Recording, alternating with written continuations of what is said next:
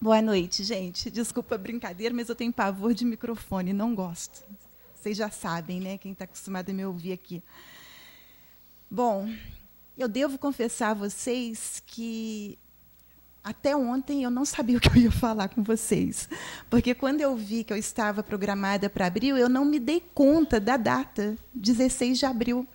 Não tinha caído a ficha que hoje era Páscoa. Tanto que lá embaixo no curso, né, eu já tinha falado para o pessoal, 16 de abril eu não venho, não vai ter o cursinho, porque é feriado, não vou estar aqui. Aí depois que eu vi, eu falei, meu Deus, sou eu, dia 16. E, por coincidência, Páscoa. E eu já tinha separado o tema que eu ia trazer para vocês. Eu falei assim, e agora? Como que eu faço? Só que nada como uma boa noite de sono, né? Então, a gente tem a oportunidade dos nossos amigos virem, né, tal, dando aquela intuição, e eu acordei muito bem e certo do que eu estaria trazendo para vocês.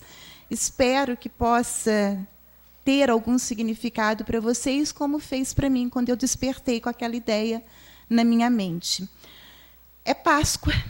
Todos sabem, deve estar com o WhatsApp aí cheio, né, de mensagem de Páscoa, cada uma falando uma palavra: libertação, renovação, ressurreição, passagem. São vários os termos que nós vimos nas mensagens de Páscoa que nós recebemos. Essa semana foi uma semana cheia de mensagens que veio acompanhando dia a dia até chegar hoje, 16 de abril, domingo de Páscoa. Só que nós estamos numa casa espírita, e a doutrina espírita ela não tem rituais, não segue nenhuma tradição. Então, nós também não comemoramos a Páscoa, mas nós respeitamos. Nós respeitamos, sim, essa comemoração dos judeus, dos cristãos. Nós também somos cristãos. E mais, nós compartilhamos a ideia da Páscoa, o simbolismo que ela traz. Então, eu vou iniciar falando um pouquinho disso, que vocês devem estar cansados de ter lido durante a semana. Vamos lá. Inclusive, na evangelização, eu tive que falar com as crianças sobre a Páscoa, que eles ficavam, mas o que tem a ver o ovinho com coelhinho? Né? Vai explicar para a criança o que tem a ver um ovo com coelhinho, que não é nada disso. Mas, como a gente já vinha falando na evangelização desde o início do ano, desde a criação do mundo, Adão e Eva, sobre os judeus, Abraão, aí foi fácil deles entenderem quando chega lá, com os judeus todos escravizados no Egito. Tem aquela escassez na terra de Canaã, eles são obrigados a saírem daquela terra e irem para o Egito, e lá se tornam escravos por muitos, muitos e muitos anos. Aí chega a nossa presença do nosso profeta Moisés, que vai significar e simbolizar a libertação desse povo judeu. Então, a palavrinha Páscoa, ela deriva justamente desta palavra. Em hebreu, vocês devem ter visto, ela é Pessar, significa passagem, passar por cima. Por quê? Se a gente for lembrar da história e for olhar lá no Antigo Testamento, o que acontece naquela noite de libertação desse povo judeu? O anjo da morte, ele passa por cima das casas dos hebreus, salvando assim todos os seus primogênitos. Está aí o simbolismo da passagem. O anjo da morte passa por cima daquelas casas que estavam assinaladas com aquele sinal do sangue do Cordeiro. Pode ser também a passagem da escravidão para a liberdade. Aí nós temos também as palavrinhas, né? Renovação, ressurreição. Então, os cristãos trouxeram para nós a ideia da ressurreição de Cristo. A ressurreição de Cristo passou a se chamar Páscoa. Por que será? O que tem a ver a ressurreição de Cristo com Páscoa? É porque justamente naquela semana de martírio, de dor que Jesus passou, iniciou-se na Páscoa. No primeiro dia da Páscoa, porque os judeus, eles comemoravam a Páscoa. Desde pequenininho, Jesus, com sua família, seus pais, já tinham o hábito de festejar a Páscoa todos os anos. Então, naquele primeiro dia da Páscoa, Jesus pede a seus discípulos que preparem aquele jantar, aquela ceia. Consta, inclusive, no Evangelho de Lucas, que ele desejava ardentemente comer a Páscoa com seus apóstolos antes do padecimento. Olha só, narra então em Lucas que Jesus desejava ardentemente comer a Páscoa. Essa data, gente, então, além de simbolizar esse caminho, a passagem entre a escravidão e a liberdade, nos traz Jesus, a imagem de Jesus, esse Jesus que veio nos libertar deste homem da matéria que nós somos, veio nos libertar justamente da escravidão dos sentidos, que tanto nos aprisiona até hoje, os desejos, o de ter, de possuir, e todas essas sensações que tomam conta de nós. E Jesus veio nos libertar. A mensagem dele é libertadora. Então, gente, a ressurreição de Cristo, na realidade, representa, sim, a vitória sobre a morte deste corpo físico que nós usamos durante as reencarnações. Anuncia, então, sem dúvida, a imortalidade da alma. Então, como tem tantos simbolismos, né? Então a doutrina ela usa desses simbolismos da Páscoa para nos alertar, para nos avivar, despertar o nosso coração e a nossa mente para a nossa conduta diária. Então eu tomei a liberdade de escolher não a ressurreição de Cristo, mas esse primeiro dia da Páscoa que ele comemora com seus discípulos. Eu escolhi ali aquela ceia, aquele banquete da Páscoa. No Evangelho de Lucas, tem uma passagem, uns versículos que eu vou tomar a liberdade de ler, e que muitos que vêm da religião católica como eu vão saber até de cor, mas eu vou ler aqui. Jesus, depois de receber um cálice e dar graças, disse: tomai isto e reparti entre vós. Pois eu vos digo, não mais beberei a partir de agora do fruto da videira, até que venha o reino de Deus. Depois de tomar o pão, rendeu graças, partiu-os e lhes deu, dizendo: isto é o meu corpo, que é dado por vós. Fazei isto para a minha memória. Do mesmo modo, o cálice, erguido depois de cear, dizendo: este cálice é a nova aliança no meu sangue, derramado por vós. A maioria que vem de um berço católico conhece muito bem. Então, por que será que eu escolhi justamente o início da Páscoa? Porque me chamou muita atenção esses dizeres de Jesus. Não mais beberei a partir de agora do fruto da videira. Beber do fruto da videira. Qual é o fruto da videira? A uva. O que a gente bebe da uva? Suco de uva, o vinho. Nas festas judaicas, até hoje, eles comemoram. São 7 a 8 dias de comemoração. Cada alimento tem um significado muito forte para eles. Desde um ovo cozido até as ervas amargas têm um simbolismo. E é lógico, tem os cálices de vinho. Eles tomam vinho e cada taça, cada cálice de vinho tem o seu significado e o seu simbolismo. E Jesus aqui vem nos dizer: não mais beberei a partir de agora do fruto da videira. Até quando? Até que venha o reino de Deus. E se a gente olha lá no Evangelho segundo o Espiritismo, o reino de Deus, qual é? Daqueles que são dóceis, dos humildes, dos caridosos. Então, o reino de Deus é daqueles que são dóceis, humildes e caridosos. Então, nós temos que refletir. Há docilidade em mim? Há humildade em mim? Será que existe a verdadeira caridade em mim? É para refletir. Porque até que venha esse reino de Deus, nós não beberemos desse fruto da videira. Então, gente, esse pão e o vinho que Jesus reparte nesta ceia nos traz a ideia da letra do Evangelho, da Boa Nova de Jesus e do Espírito. As palavras de Cristo, as palavras de Jesus, todo o seu ensinamento, elas precisam sim ser estudadas. Mas, acima de tudo, precisamos senti-las em nosso coração, sentir na profundidade do nosso eu interno, para serem colocadas em prática. Pois só colocando em prática, porque é através do trabalho no bem que o Espírito desenvolve a moral e a inteligência. Olhem só. Então, eu preciso sentir e vivenciar as palavras de Jesus, pois é através do trabalho no bem que o Espírito, que cada um de nós somos, desenvolve a moral e a inteligência. E o que a doutrina vem nos trazer?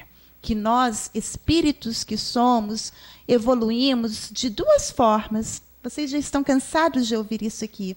Moralmente e intelectualmente. Eu acho bonito, pois na maioria dos livros da doutrina, principalmente nos de Emmanuel, ele sempre fala dessas asas, né, de amor e de sabedoria, em que a gente vai alçar esses voos mais altos. São as asas da evolução, amor e sabedoria. Então, o que eu fui fazer para buscar um link desse simbolismo para trazer para a gente hoje? Lá no Livro dos Espíritos, no início, tem uma parte lá que se chama prolegômeno.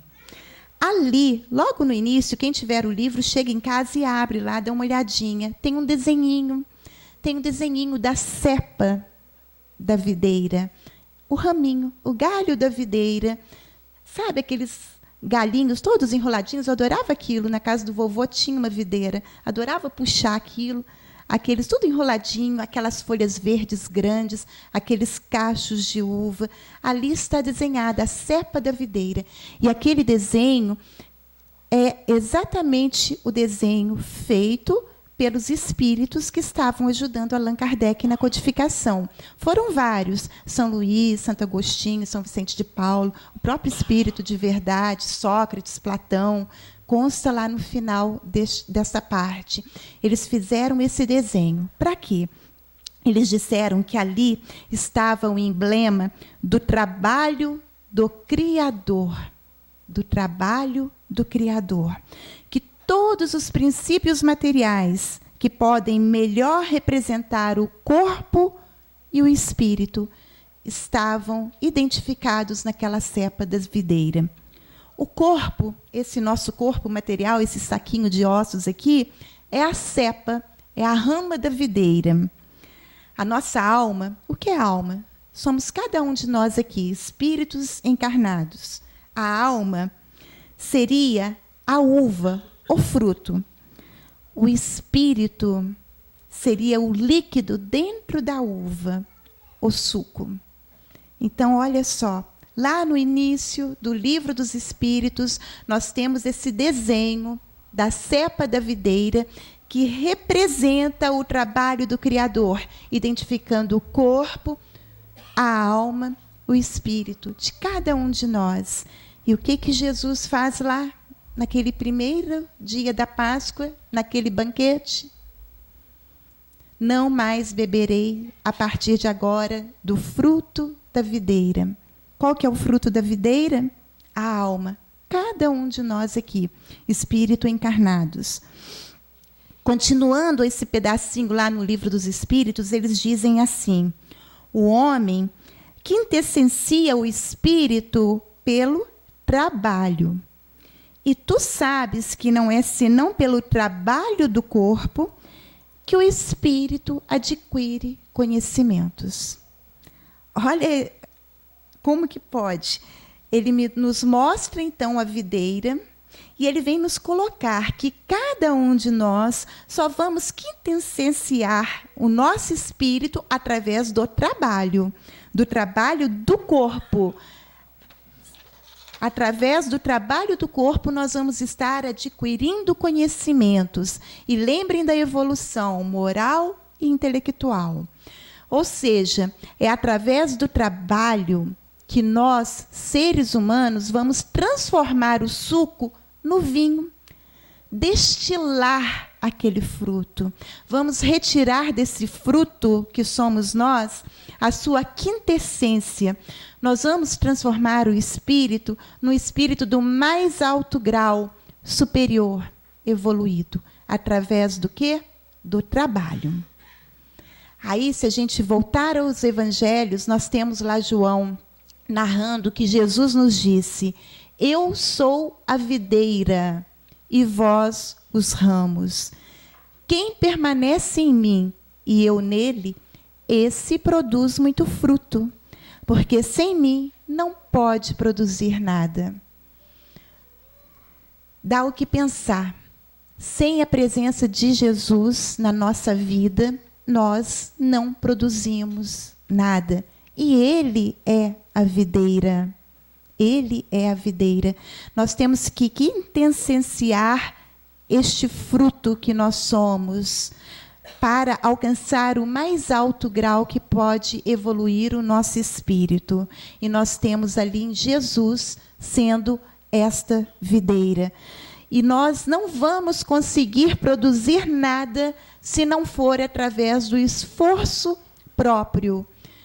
Precisa haver o esforço individual para que a gente consiga destilar este fruto, esta uva.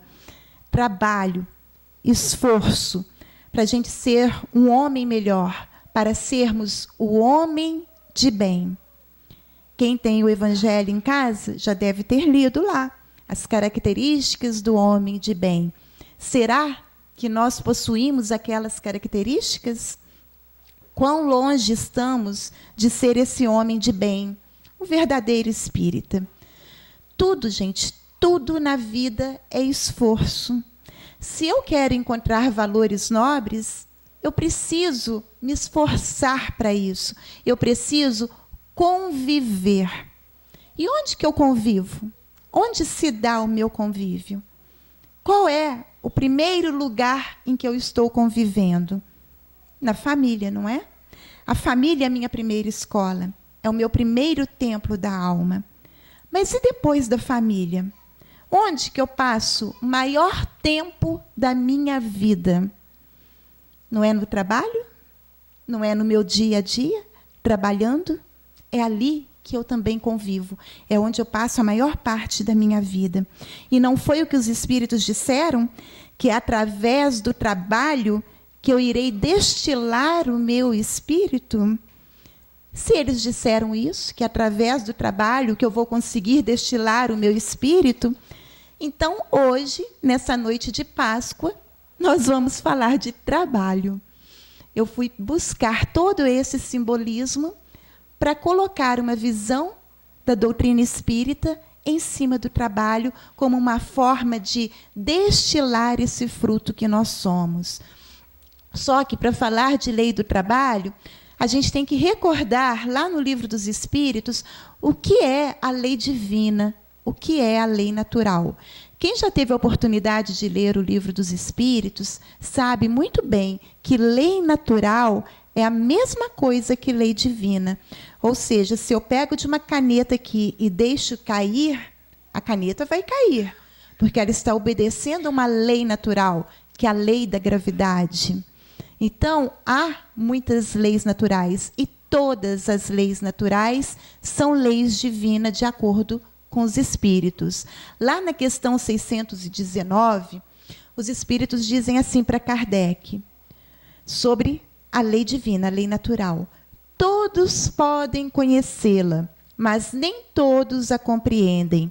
Apenas os homens de bem e aqueles que querem procurá-la.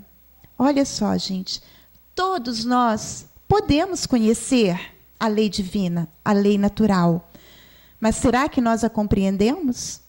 Eles dizem aqui, nem todos a compreendem. Quem que a compreende? Eles colocam os homens de bem. Nós somos homens de bem? Nós temos todas aquelas características? Nós já destilamos o nosso fruto para se tornar um homem de bem? Só que aí tem um consolo aqui para mim. Eles colocam, e aqueles que querem procurá-la. Eu quero procurar essa lei divina. Eu quero procurar compreender esta lei natural. Só que, para isso, procurar é um verbo, é uma ação. Eu preciso me esforçar. Eu preciso trabalhar. Eu tenho que ter vontade de procurar esta lei divina. A lei divina, vocês podem perguntar, aonde que então eu vou encontrar escrita esta lei divina? Está lá na Bíblia? Está no Antigo Testamento? No Novo Testamento? Está no Torá ou no Alcorão? Não. Os Espíritos respondem para Kardec. A lei divina está na consciência. Em nossa consciência. Por isso que todos nós conhecemos a lei divina. Quando a gente nasce, já vem conosco, em nossa consciência, essa lei divina, essa lei natural. Conhecer é fácil, mas compreendê-la é muito diferente. A lei de Deus, então, está em cada um de nós, na nossa consciência. Por que eu estou falando da lei divina? Porque no Livro dos Espíritos, nesse capítulo da lei divina e das leis naturais, Kardec vem enumerando várias leis naturais de forma didática. E uma delas qual é? A lei do trabalho. A lei do trabalho é uma lei natural. A lei do trabalho é uma lei divina. Nossa, Denise, o que tem a ver uma caneta caindo com a lei da gravidade com o meu trabalho diário? É uma lei natural. Lá, os Espíritos dizem que o trabalho é lei da natureza e ela constitui uma necessidade. A lei do trabalho é uma necessidade. Eu necessito do ar, eu necessito respirar para sobreviver, eu necessito da água para saciar a minha sede, eu necessito de um alimento para manter o meu corpo saudável. Eu necessito do trabalho? Necessito do trabalho para destilar o fruto que eu sou. O espírito trabalha, assim como o nosso corpo precisa trabalhar. Eles dizem para nós que toda ocupação útil é trabalho. Isso que eu estou fazendo aqui agora, falando com vocês, é uma ocupação útil, é um trabalho. Quando eles estavam ali tocando, era uma ocupação útil, é um trabalho. Vocês tiveram o trabalho de deslocarem-se da casa de vocês até aqui para estar ouvindo. É uma ocupação útil. E para facilitar a nossa compreensão, eles colocam logo à frente que tudo na natureza trabalha, tudo. Desde aquela formiguinha até uma sementinha que brota, até as águas de um rio que vão passando por suas orlas até chegarem ao oceano. Tudo trabalha. Só que tem uma diferença. A formiguinha vai sempre trabalhar e fazer a mesma coisa, levando a sua folhinha de um lado para o outro. O homem, com trabalho, ele progride. A formiguinha vai continuar sempre a formiguinha. Nós, homens, usamos do trabalho para destilar esse espírito, para evoluirmos moralmente e intelectualmente. E olha que bacana, no Livro dos Espíritos, eles vêm nos dizer que a lei do trabalho, além de uma expiação, nós estamos, não é, num planeta de provas e expiações, então o trabalho, além de uma expiação, ele é um meio de aperfeiçoamento da inteligência. Então, através do meu trabalho, eu aperfeiçoo a minha inteligência. Então, eles dizem que o trabalho tem um duplo fim. O primeiro é a conservação do corpo. Realmente, eu necessito do meu trabalho. Eu necessito da remuneração que eu recebo para ter o lar em que eu habito, para ter o alimento que me sustenta, para ter a roupa que eu visto, para pagar os estudos onde eu vou estar adquirindo conhecimentos. Então, eu preciso do trabalho para a conservação do corpo. A outra finalidade, dizem os espíritos, é o desenvolvimento da faculdade de pensar. Olha só, a lei do trabalho, além de ter como finalidade a conservação do corpo, ela também tem o desenvolvimento da faculdade de pensar. Quem pensa? Nós vamos encontrar na codificação kardeciana que o ser pensante é o espírito. Espírito que somos, nós somos os seres pensantes. Então, quanto mais eu trabalho, mais eu desenvolvo esta minha faculdade de pensar. Continuo, então, destilando aquele fruto, aquela uva. Agora, se eu for pensar na prática, a maioria de nós trabalhamos. A maioria, com certeza, trabalha como eu 8 horas por dia.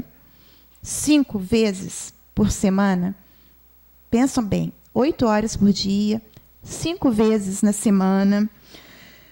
Ao final de 35 anos, mais ou menos, trabalhando, gente, são quase 13 milhões de minutos dedicados a uma atividade profissional. Vocês já pararam para pensar nisso?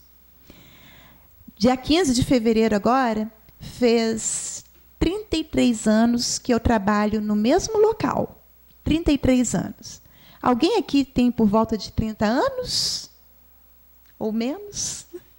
Tem, não tem pessoas aqui de 30? Quem tiver 30, 33 anos, 35 anos, olhe para si. Pensa, representa o meu tempo de trabalho em um local. Quantas experiências essa pessoa de 33 anos não vivenciou e não experienciou até o dia de hoje? Quantas experiências? É uma vida. Então, se vocês pararem para pensar no tempo que vocês estão no seu local de trabalho e pegarem esse tempo e olharem para uma pessoa com aquela idade, vocês vão se assustar. É muita experiência, é muito tempo. Por isso, gente, que o espaço do trabalho, logo depois da família, é um espaço de reencontro para ajustes e desafios diários para o espírito que nós somos. Acaba sendo ali a nossa segunda família, onde a gente acaba trabalhando questões para o nosso próprio crescimento, através de estímulos que vêm justamente daqueles companheiros problema. Alguém tem companheiro problema no seu trabalho? No seu dia a dia? Dessas 8 horas? Aposto que todos têm um companheiro problema. Mas esse companheiro problema, eu descobri através da doutrina que ele é o estímulo que eu necessito para o meu crescimento, para eu destilar essa frutinha, essa uva que eu sou. É ali, naquele ambiente de trabalho, ao lado desses companheiros, que eu vou estar me exercitando e melhorando. É um grande exercício. Só que tem Confúcio, vocês já devem ter ouvido falar, um pensador chinês, muito antes lá de Cristo, 500 anos antes de Cristo, ele dizia assim: escolha um trabalho que ame, e não terá que trabalhar um único dia de sua vida. Então, escolha um trabalho que você ame e não terá que trabalhar, espiar um único dia de sua vida. Faça com amor, faça com dedicação cada tarefa que cabe a você. Faça com carinho, com devoção, o que lhe cabe, a sua tarefa, a sua função, porque assim você não estará trabalhando nenhum dia da sua vida. Eu gosto muito de Emmanuel, e Emmanuel, naquele livro, já falei sobre ele com vocês, Pensamento e Vida, no capítulo 7, ele vem falar para a gente sobre o trabalho. Ele fala assim: se nós nos propomos a retratar mentalmente a luz dos planos superiores, é indispensável que a nossa vontade abrace espontaneamente o trabalho por alimento de cada dia. Então, gente, se eu tenho intenção de retratar, de refletir esses planos, essas esferas mais altas, é indispensável que eu tenha vontade de abraçar espontaneamente o trabalho. Que esse trabalho seja o meu alimento diário, o meu alimento de cada dia. Só que não vale, diz Emmanuel, agir por agir. Eu chego lá toda manhã e lá vem aquela rotina, todo santo dia a mesma coisa. Aí chega a gente lá, ai meu Deus, segunda-feira de novo. Vai começar tudo de novo. Já ouviram isso, não já? De repente, muitos já falaram isso. Nossa, tudo de novo, segunda-feira, aí fica aquela rotina após rotina.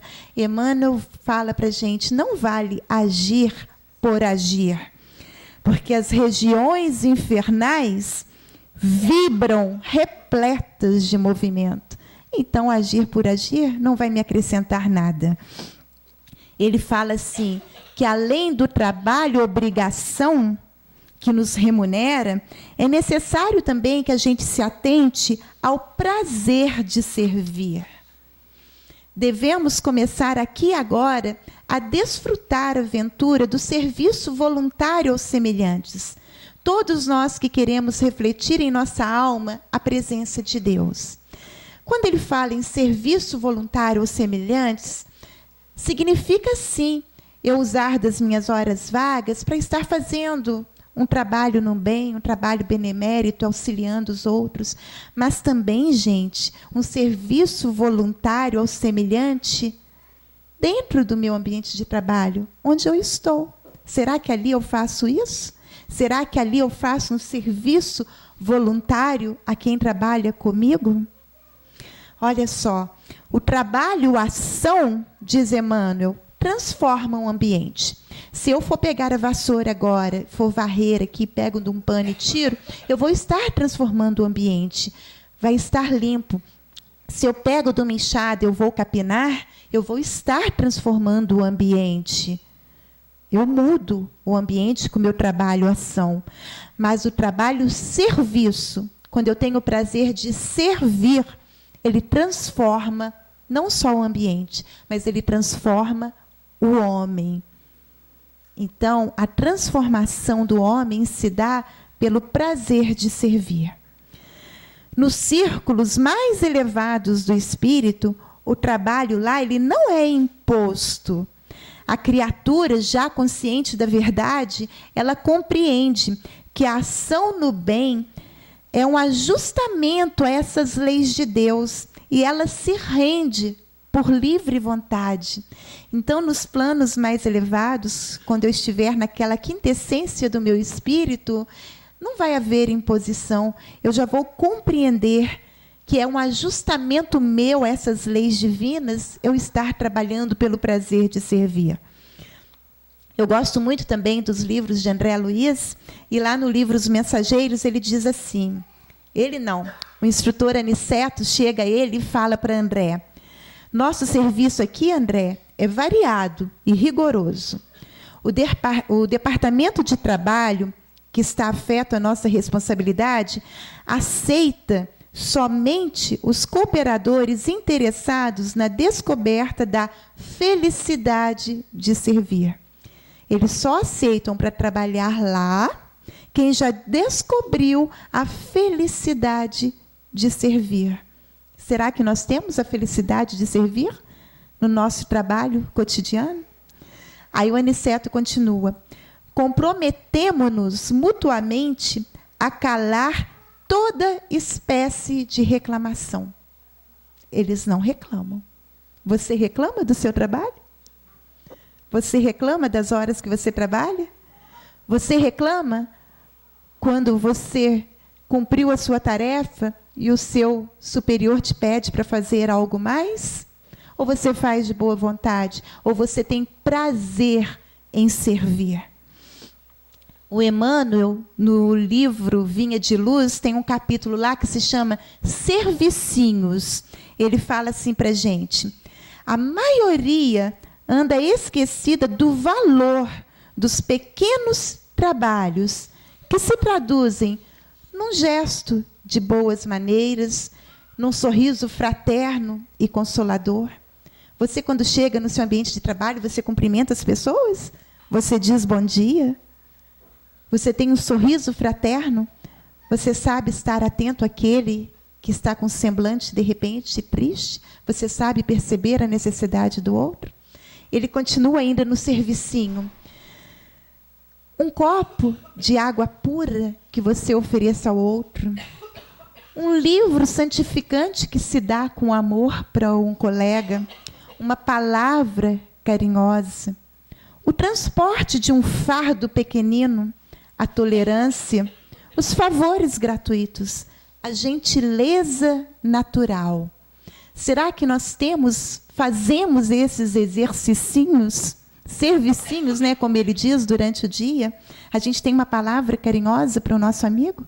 Ou aquele companheiro, problema, já chega, a gente, lá vem ele de novo. Nossa, vou ter que aguentar tudo de novo, ouvir aquela ladainha.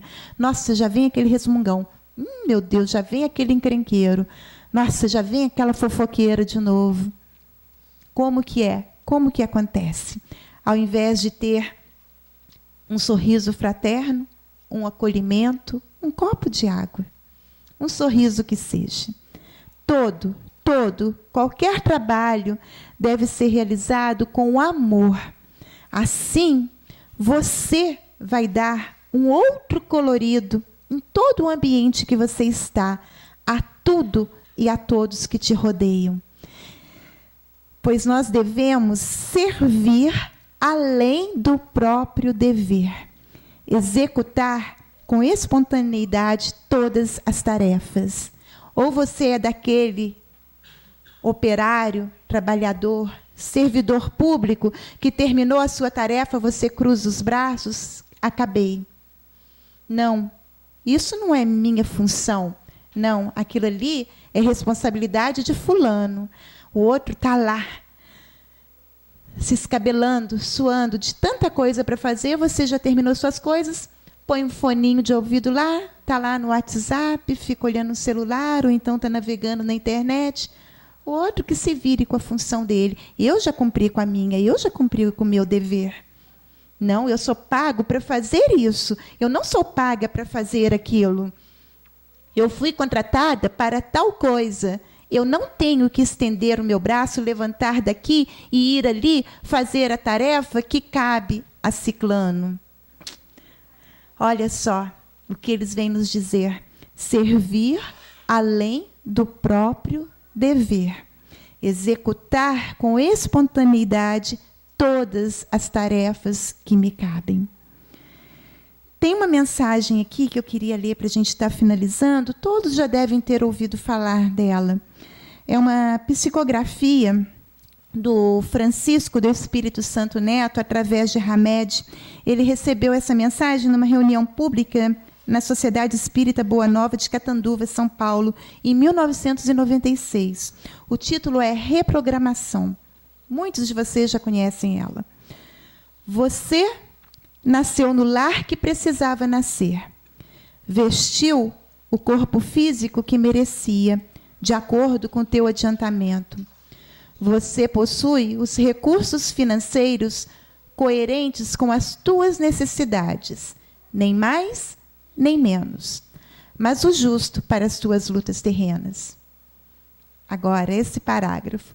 Seu ambiente de trabalho é o que você elegeu espontaneamente para a sua realização. Teus parentes e amigos são as almas que você mesmo atraiu com a tua própria afinidade. Você escolhe, você recolhe, você elege, você atrai, você busca, você expulsa, você modifica tudo aquilo que te rodeia a existência. Os teus pensamentos e vontades são a chave de teus atos e atitudes. A mudança está em tuas mãos. Acho que todos lembram dessa mensagem, não é? Pois bem, gente, eu peguei a Páscoa do dia de hoje, usei do simbolismo de Jesus, lá na ceia, com seus amigos, se despedindo dele, da videira que é Jesus, do fruto da uva que cada um de nós somos, para estar trazendo a necessidade do trabalho em nossas vidas. Como nós necessitamos, nós somos ávidos pelo trabalho, pois através do trabalho é que nós estaremos destilando esse espírito que nós somos. Então, nós espíritas devemos comemorar, sim, a Páscoa, só que é uma Páscoa de todos os dias. Que comemoremos a Páscoa a cada dia em memória de Jesus, através do nosso trabalho diário. O trabalho, serviço, aquele prazer em servir. Que nós possamos, dentro do nosso ambiente de trabalho, estreitar os laços do amor entre aqueles que nos são próximos. Porque se fizermos assim, em espírito e verdade, essa comemoração diária da Páscoa demonstrará que finalmente nós compreendemos a mensagem do Evangelho. Finalmente compreendemos que Jesus é a videira. Ele é a videira e nós precisamos estar nele para evoluirmos. Então, trazendo ainda mais o simbolismo, ontem foi sábado de Aleluia. Eu venho da doutrina católica, da doutrina da religião católica, né? No sábado de Aleluia, eu lembro que o vovô me levava na igreja, tinha aquela vela grande, o círio pascual. No sábado de Aleluia, eles acendem aquela vela, o círio pascal, ela representa a luz de Jesus em nossas vidas. Aqueles que estão próximos ali no altar vão acendendo a sua velinha naquele círio pascal. E dali, cada um com a sua velinha vai se aproximando de todos que estão na igreja e cada um vai passando a sua chama, vai passando a sua luz para o outro, para quem está ao seu lado. Quando a luz está se apagando, chega a luz do outro. E assim, aquela igreja se ilumina. Que nós também possamos ser essa velinha, essa luz, levando a nossa luz para o outro, no nosso ambiente de trabalho, no nosso ambiente familiar. Que nós possamos, assim, continuar iluminando e passando a nossa luz, iluminando o mundo. Eu fiquei emocionada quando a Cris começou, hoje, né, com vocês, ela falou para vocês, não foi? Que brilhe a vossa luz. A última palavra que eu coloquei do meu trabalho, que juntos possamos iluminar o mundo e que brilhe a nossa luz. Obrigada.